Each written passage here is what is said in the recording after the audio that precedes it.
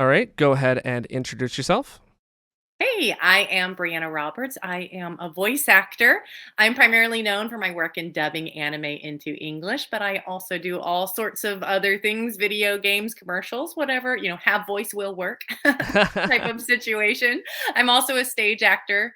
I've done that for many, many years. So yeah, that's a brief synopsis of me. Wow. What got you into acting? Acting in general, like I said, I've been stage acting forever since I was a little girl. I have done that at many, many, many different theaters through the years, lots of different roles. So that's initially what happened. And it started out obviously as a kid, just being something I did for fun and on the side. And I did classes. And then it eventually became a professional pursuit as I got older. But I didn't like set out in life to become an actor or voice actor. It's just something that's always been a part of my life, kind of organically developed into more. Huh, that's amazing. When were you first introduced to anime?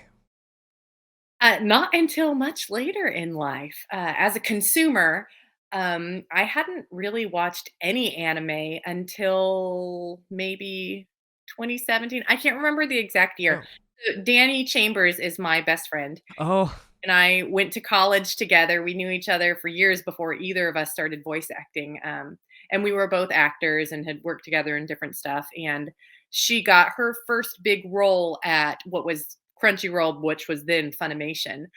She was in Ancient Magus Bride as Chise, which the season two has just come out. yeah. Um, but I hadn't ever watched any anime before that, but I wanted to support her. So I watched her show, the first season, and I was like, "Oh my gosh, I love anime. This is amazing."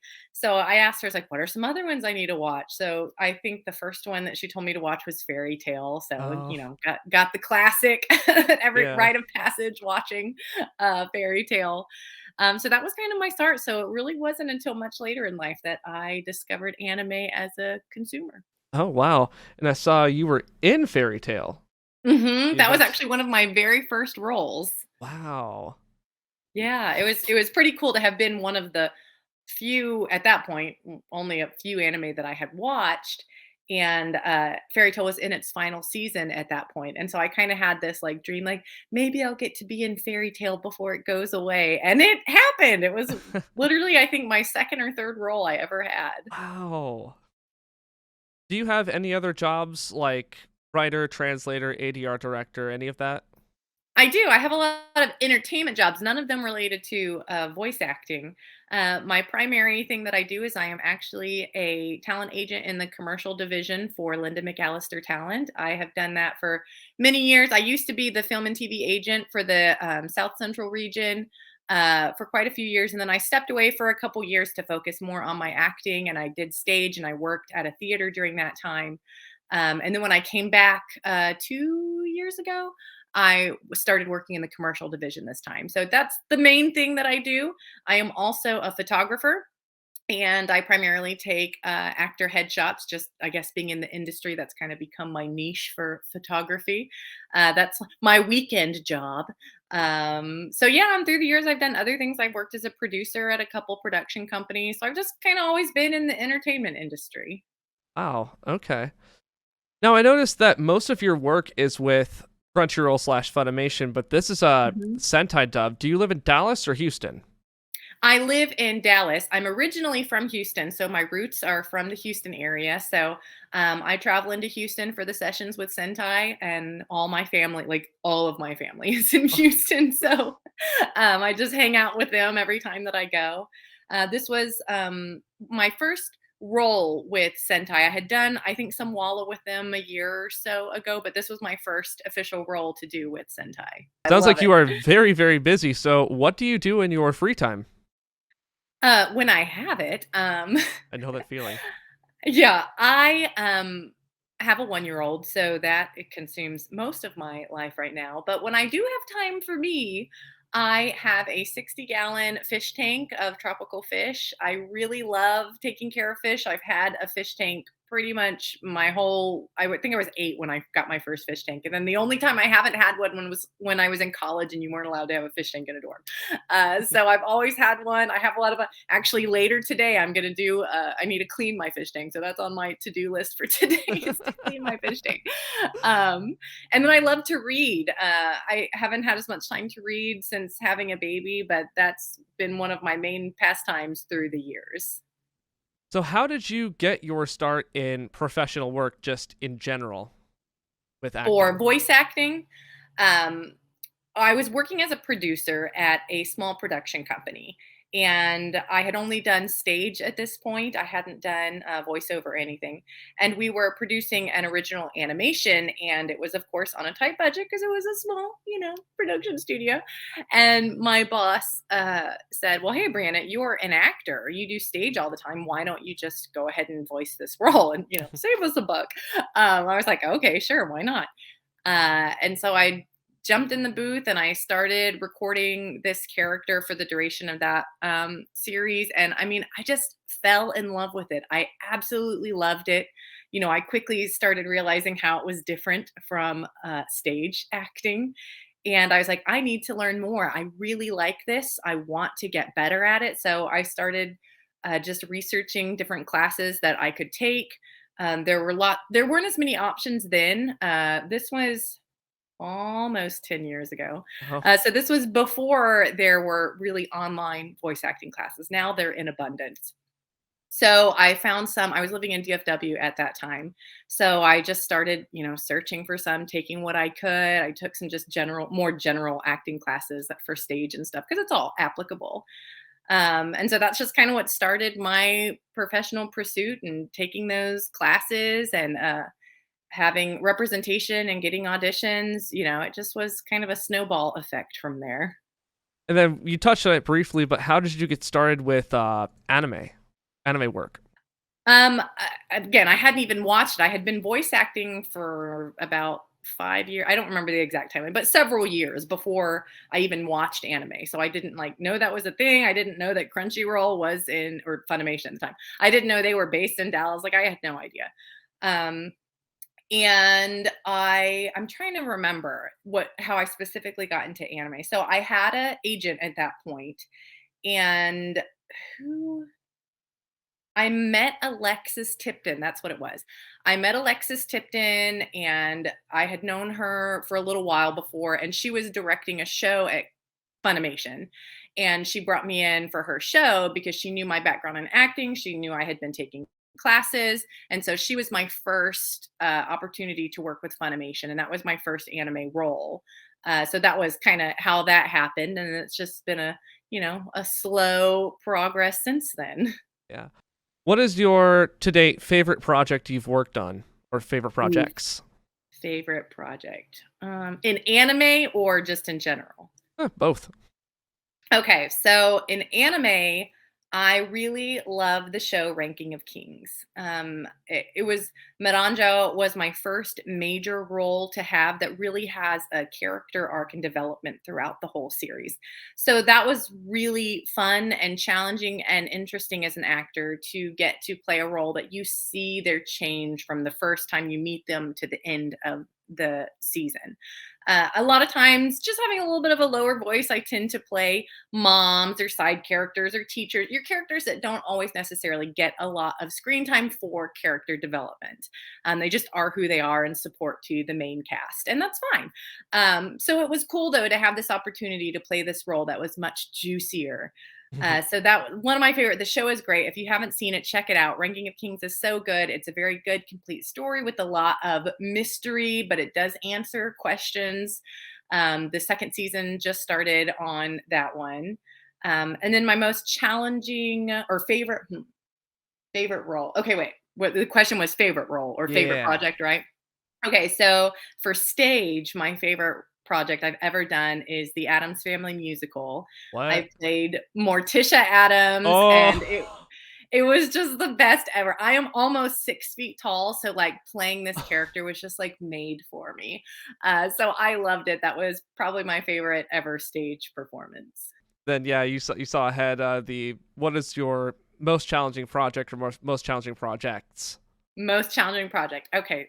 So that was a stage production called Wait Until Dark. It's by Frederick Knott.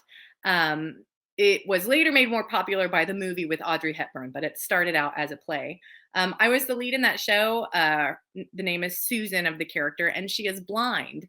So it was really challenging to do a show portraying convincingly a blind person while I still could actually see and needed to get about the stage and stuff. So that was very challenging physically to find a way to do this role believably and give it justice. And it was just a really good show. It was a very, again, juicy part. That was probably the hardest one that I've ever done. Any challenging projects on the anime side of it?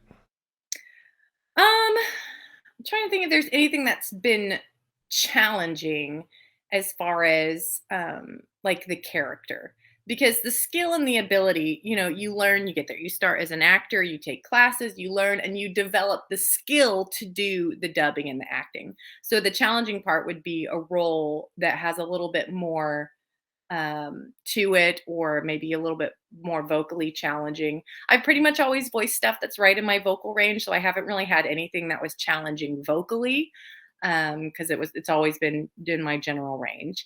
Miranjo, again, from Ranking of Kings, she had a little bit more character development, so that was a little more challenging to find, especially in the beginning, because she starts out more mysterious and sinister and evil, and then trying to vocally show her progression of change as she has some self revelation. So that was challenging. And Caitlin Glass, the director, was really great in helping me get there from point A to point B. So that might be what I would say most Okay. challenging for anime. Caitlin's awesome. She is Yes. amazing. Yeah, I was gonna say you haven't done a screaming role like a Goku or something, so I've done some yelling stuff. I'm in One Piece, so there's always yelling in One Piece. yes, there is. Yes. Um, I was going to ask you about what you thought of being in One Piece because I saw them like, oh, you were in One Piece. It's just amazing to get to be in One Piece. It's like a voice actor rite of passage to get to be in One Piece. Yes. It is like a complete I don't even like One Piece is the completion of what anime Yes. is. So it's really cool to get to be a part of it. Still fans, even though my part's not huge in it. I was in the Whole Cake Island arc as Galette. But fans just love the show and support it so much that people just get excited no matter how big or small your role is in the show. I also saw you were in Ace Attorney as Valerie Hawthorne.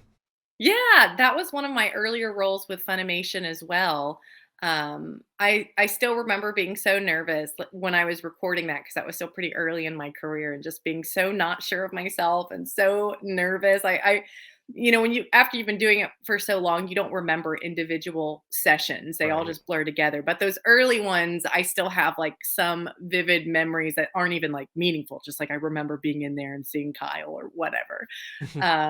So yeah, that was cool to be in that one. And my best friend Danny was in that one, so that was cool. She played Right. my sister, so that Right. was cool to actually get to be on the screen with her. Not very much, but Yeah. So now we're gonna get into Urusei Yatsura. What did you know about the series going into the dub? into the dub. Okay, so I didn't really know much about it at all when I first got cast in it, because, like I said, I only just recently started watching anime. Recent, as in the grand scheme of things.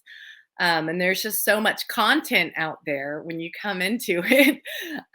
So I had maybe heard of the title before, but didn't really know anything about it. So before my first session, of course, I knew what I was going to record for at that point. So I was researching the show, trying to learn what I could. I watched. I don't know how many episodes had been released at that point of the new.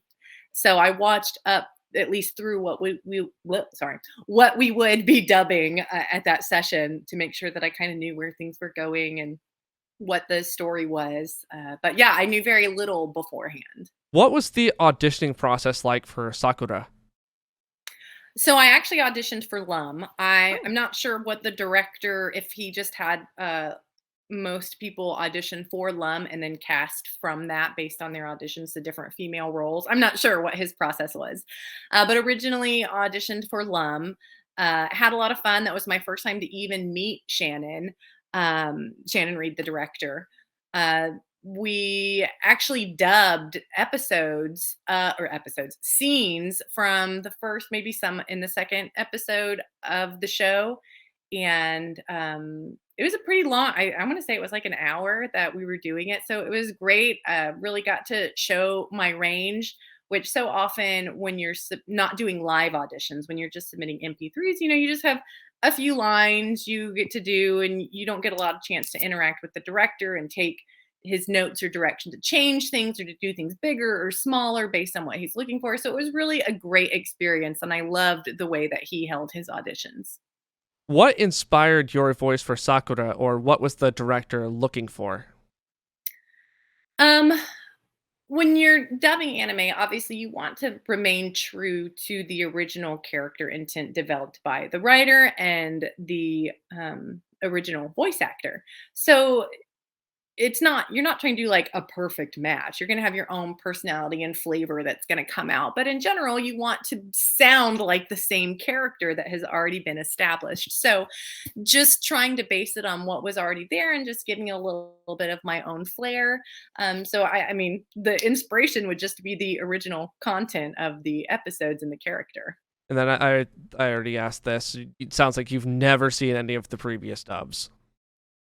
Not of the old show. I've watched Yeah. all of the new stuff that's available, but I haven't watched any of the old. I wanted, and that was actually a conscious choice on my part not to watch the old stuff because I I don't want to paint my perception of a character because even though it's a reboot, it's a little bit different just from the little clips I've seen here and there of the different characters.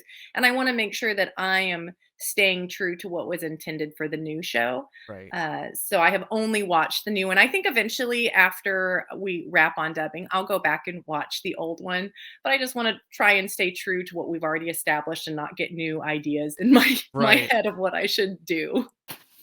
What do you and Sakura have in common? Impatience for whippersnappers. But I don't hit them upside the head with a chair like she does. um, she just cracks me up, her general annoyance with the world and especially young people.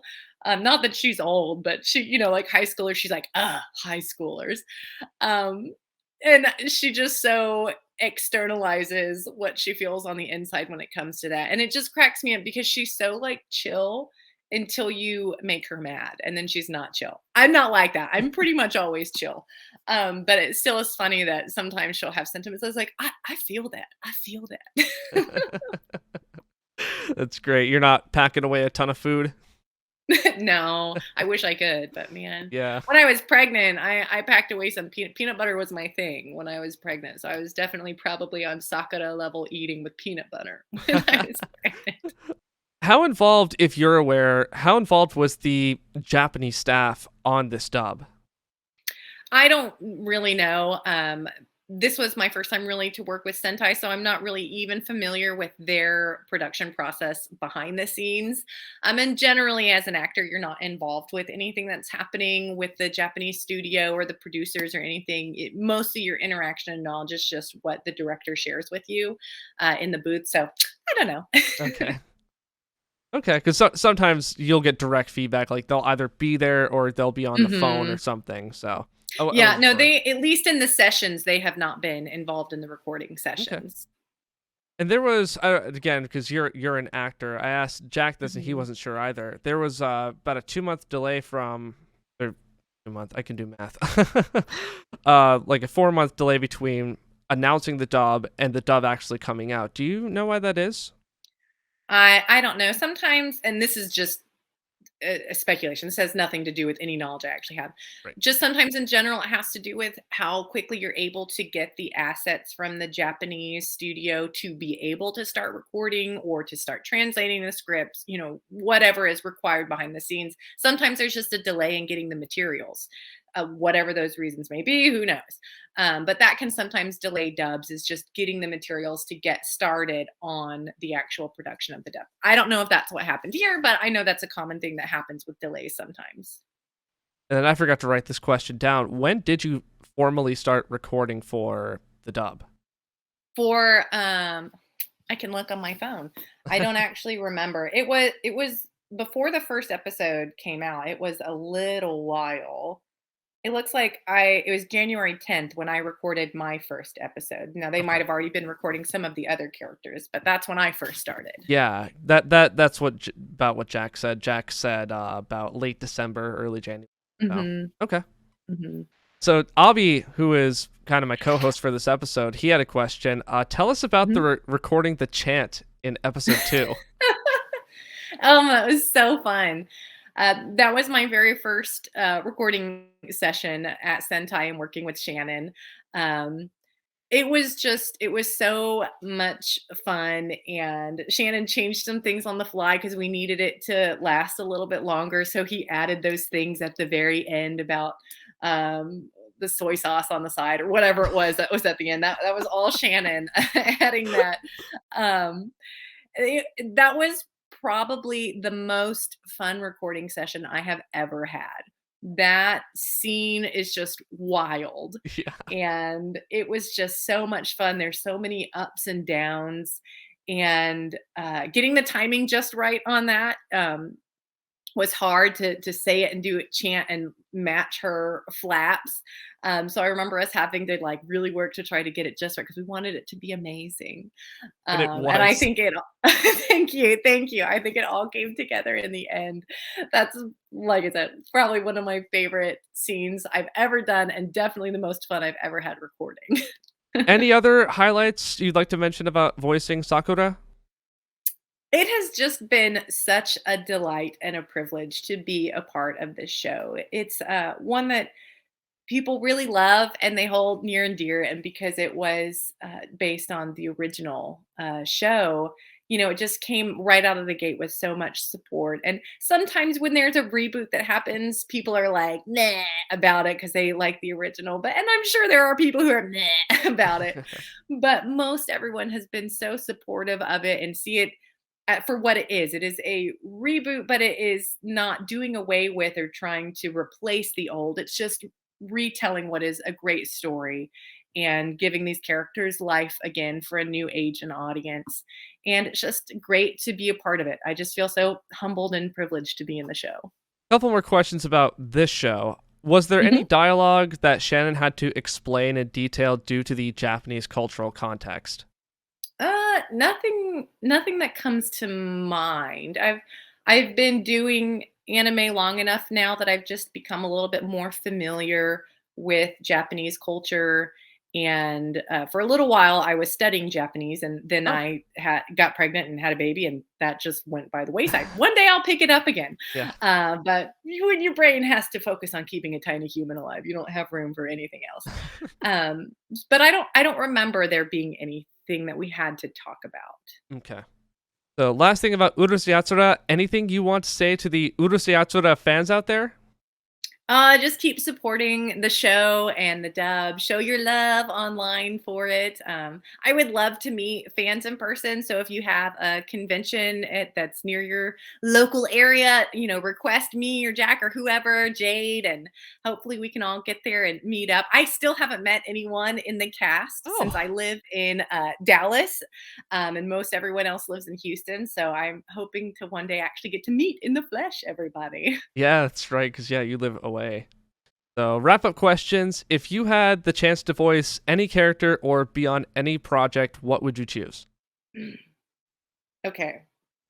For anime, I would love to be a part of something in the Dragon Ball universe. I just would Oh, love to do that. I just feel like it would be a cool experience to be a part of another just classic and legendary franchise. So that's one for the bucket list. For just other things in general, I have always been a Star Wars fan since I was a kid, just a wee lass. So being a part of any of the Star Wars animated series, the Bad Batch, any of them, that would just be a dream to even just pop in for, a little villager in the background. All right, to anyone working on Star Wars out there, you have someone right here. What shows that you're in would you recommend other than Urusei Yatsura? Mentioned Ranking of Kings, definitely check that one out. Another one that is just fantastic. I voice the mom in it is Astra Lost in Space. It's 12 episodes. It is a good, complete story. It has a phenomenal cast. Megan Shipman is the lead in that one. Oh, Caitlin Glass directed it. It is so good. It's a space adventure type show. Definitely check it out. Astra Lost in Space does not get enough love. so what words of wisdom do you have for prospective actors or voice actors? Just keep training. Doing if you don't have now there's online classes, which is amazing. So get those. There are so many great ones online. Pursue those. But really, and this comes from my roots being a theater actor, do theater. It teaches you so much about acting on a deeper level because you have to embody it. Every fiber of your being has to become the character. And there's no take twos. You have to learn how to memorize it and create a character and say the lines and do it on the fly. And if something goes wrong, you got to just keep rolling with it. Um, Stage is one of the best ways to really refine your skills and ability as an actor. So do that. Don't poo poo on it. A lot of people don't want to do it. It's a lot of work. It's a lot of time commitment, but it is worth it. You will be a better actor for it. So find your local community theater if you haven't done anything yet and just get involved. Absolutely. I hear that all the time from voice actors. People ask how do you become a voice actor? Everyone says start Hmm. with theater. Be an actor Yeah. first and a voice actor second. Hmm. So, Hmm. anything you want to advertise, social media or another thing totally different you're working on or Check me out on social media. I am Voices by Brie on Twitter, Instagram, and Facebook. I would love to connect with you on Instagram. I posted a lot of pictures of my precious pooches. I have two dogs, oh, Esri and Figment. My crazy dogs. So you'll get a lot of good doggo content on, on Instagram. And I would just love to meet you guys. So, invite me to your local convention. I would love to come meet you guys. I love talking and interacting with people and fans. There's so many wonderful, supportive people in this community. And I say community, but it is large, it is huge, and it is growing. And there are so many wonderful people. And that's what I love about it. We accept everyone with open arms.